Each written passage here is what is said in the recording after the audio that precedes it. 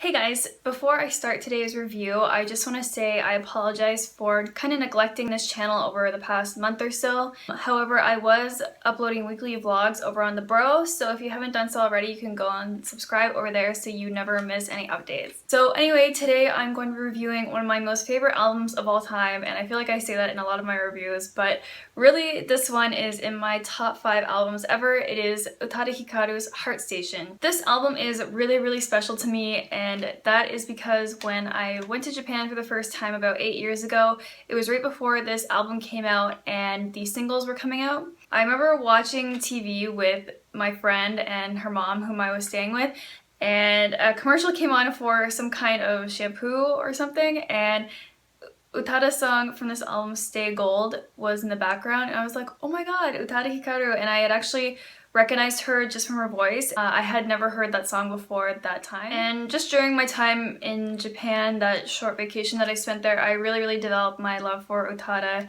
and kind of expanded my knowledge on her there, and I purchased 2 of her albums there, not including this one. So my mom actually bought me this album once it came out and I was back home in Canada. I believe she purchased it on Yes Asia. So yeah, now I'll show you guys the album art. Overall, I really love this album art. There's a lot of controversy surrounding Utada's short haircut.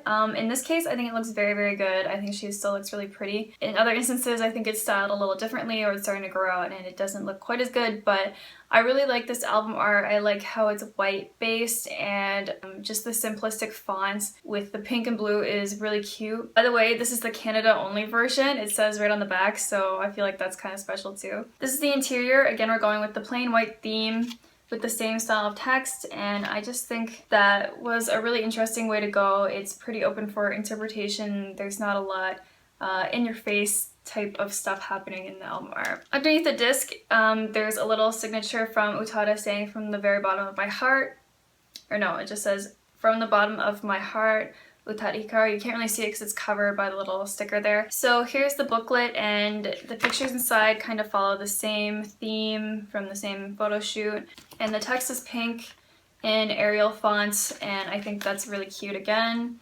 And there's some blue text. Oh, and she threw in a little color with a gray sweater.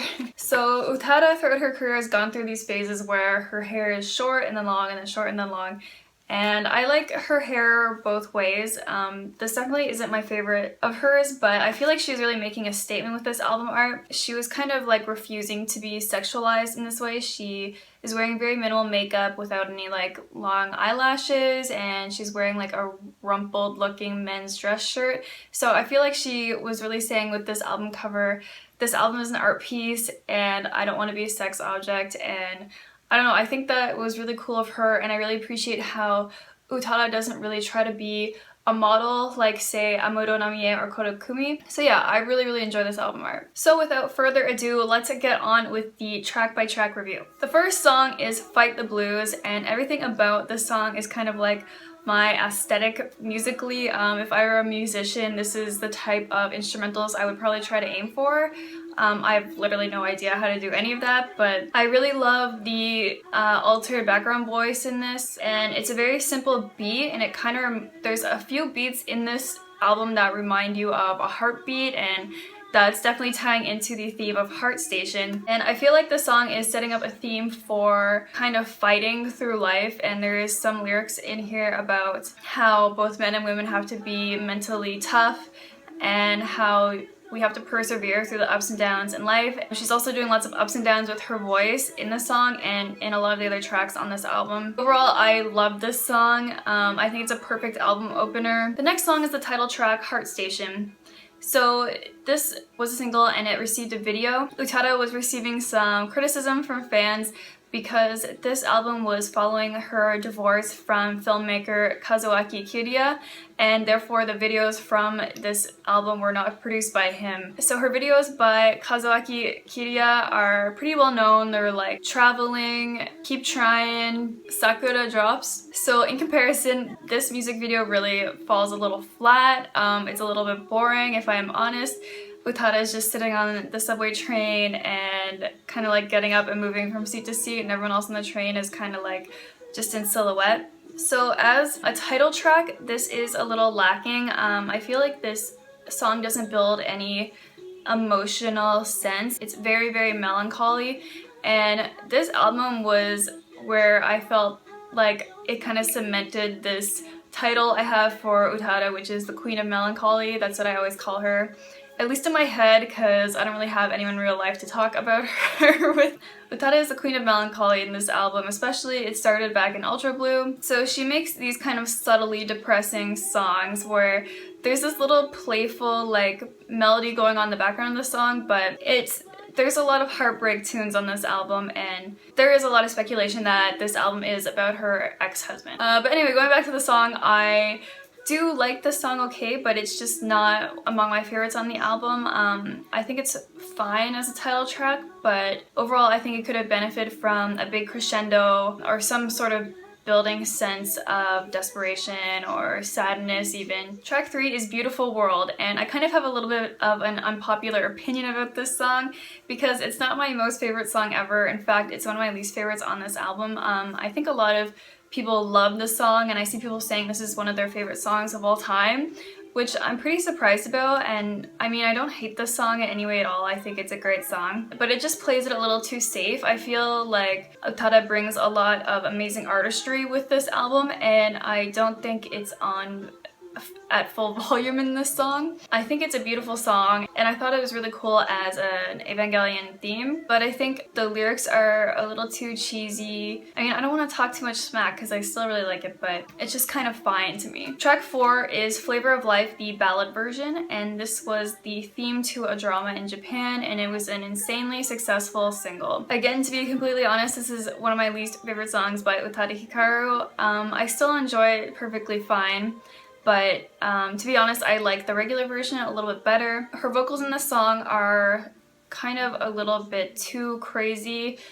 She's going really deep in the first verse, which is obviously a little bit out of her comfortable range, which is fine for singers to do sometimes, but her vocal damage is pretty present on this song, especially on the choruses, when she is being a little bit too airy on the life part, and I feel like the song maybe could have benefited if she had kind of brought it back into her more comfort area during this time when she had more recently sustained vocal damage from Utada United. And also around the time of this single release, she did do a couple of somewhat disappointing performances of this song on TV, so it's kind of left this sour taste in my mouth that it is a little bit overrated. So the next track is Stay Gold, which I've already mentioned earlier in the video, and this song is just so adorable. Everything about it is so cute, and this is probably the most purely happy song on this album other than like the kids songs. The simplistic piano in it really emphasizes the point that this song is about pure love, and it's about how Utada really wants her partner or boyfriend or whatever to kind of keep that childlike spark in his eyes. And I love the subtle like whirring noises in the background, and I love everything about this album instrumentally. It's pretty much perfection, and it gives me so much love for Utada as a music maker. It's just amazing. The song is Kiss and Cry, and this song opens in a very crazy way with a loud trumpet or something. Overall, I love this song though, and it's just very melodic with like a hard-hitting bass, which was kind of unique amongst all the tracks in this album. This song also received a music video, and it is a 3D anime video, and it doesn't feature Utada at all. But the way it was produced is kind of cool. The characters are lip syncing to the lyrics. The next track is the Gentle Beast Interlude. I absolutely love this interlude because it leads into the next track beautifully, and it's like tying the whole album together, and it's just so beautiful. I love her vocal riffing in it, and obviously the instrumentals are amazing. I don't have to keep saying that on every single track. So yeah, it leads directly into the next track, which is Celebrate. I love this song, but it's probably a filler track, to be honest, as much as we get Utada filler tracks. It's a fairly upbeat song, and it's very danceable. It's probably the most danceable track on this album as well. The next song is Prisoner of Love.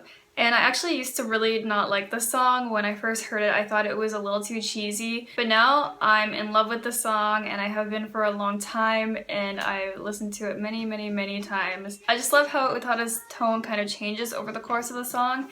she's kind of like hesitating at the beginning of the song, and then by the end of the song she has a really powerful voice and is kind of like knocking the lyrics out. And if you've seen the video, she's kind of like smiling at that part of the song. So this song is another one where she is kind of like sneakily inserting these mixed feelings, where you would think Prisoner of Love is a really negative thing, but like I said, she's like smiling in parts of the video. There's also a quiet version of this song, and it's up on iTunes, and I highly recommend it. If I had one more criticism of the song, I would say it could probably do with another layer of instrumentals. It's a little bit flat on the percussion, and the piano melody is just very simplistic. The next song is Take 5.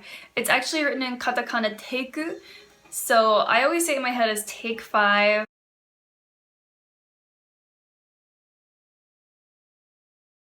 The song is an absolute masterpiece, and I don't even know if I can properly express how brilliant I find this song. I remember I listened to most of these songs on YouTube before the album actually came out, and the song leaked, and all the comments were like, oh my god, why does it cut off at the end? It's so scary. Is it supposed to do that? And yes, it is supposed to do that. The cutoff of the end of the song pretty obviously represents death, and how quickly it happens. 1 second someone is alive and the next they are not. If you read the translation for these lyrics, it's really poetic, and I mean, I just love the background vocals, and I love the desperation in her voice in the choruses, and just everything about the song is totally amazing. And so I don't know if I already said it, but the song is my favorite on the album, and it's one of my favorites by her ever, one of my favorite songs ever. The next song is Boku wa Kuma, which means I am a bear. So I think this song was placed on the album right after Take 5, so you wouldn't go jump in front of a train. So it's kind of jarring. Honestly, this is probably the only song I would usually skip if I'm listening to the album, just because it is a kid's song. It's for a kid's TV show. It's very simplistic. Utada is basically just saying I am a bear over and over. So yeah, it's a cute song. There is a video for it. Again, it's not featuring Utada. I'm assuming it's the character from the show that the song is for, but it's pretty cute on its own. The next song is technically the last track, and it is called Niji Iro Basu, which means the rainbow colored bus. This song also feels a bit childlike like the previous one, but it's a lot more sophisticated with the beat and the melodies happening. It's another sneakily sad song. If you read the actual lyrics, it's not just like the typical J-pop song where it's like, I'm so happy, this is awesome. Utada often, her songs are really in a gray zone where, well, her songs are not about like specific feelings per se, they're more situational in my opinion. There's this line in the chorus which is everybody feels the same in English, and at the end of the song she repeats everybody feels the same in a kind of almost belting way, and that's how the song sort of ends, and she's just sort of like repeating that over and over and really driving this point home that everybody on the inside is the same, and we should put aside our differences. We can all relate to each other, and for some reason that phrase really like hits home for me. And despite this song kind of looking really childish upon first glance, it's kind of deep, and yeah, I love it, just like almost every song in this album. Despite that song being a perfectly good album closer, we got a bonus track of Flavor of Life, the regular version. Honestly, I like the song a little bit better, like I was saying, in the ballad version, just because I would normally go for a more upbeat, up-tempo song over a ballad. I feel like this tempo kind of suits the lyrics a little bit more, and I really like the background vocals, but overall I would have definitely preferred a new original song instead of another version of Flavor of Life, which was a single anyway. So that has been Heart Station. I think I said everything I want to say about this. I think this will be a little bit of a lengthy review, but yeah, I absolutely adore this album. It's probably my second favorite by Utada. It's really hard to number her albums like I've said before, and funnily enough, this is only the second review I've done of Utada's Japanese language albums, the first one being Ultra Blue, and considering my name on here is Wikipedia, that's pretty weird, so I'm definitely going to get a move on my reviews of her stuff. Ultimately, I really recommend this album, so definitely check it out if you haven't done so before, and let me know what you thought of this review and your opinions on the album too below, and I'll see you guys in the next video. Thanks for watching. Bye. What do you guys think is gonna happen with the album? I'm so sick of waiting. It's been like 5 or 6 months since they announced that she was working on a new album, so I'm getting pretty impatient for some news, but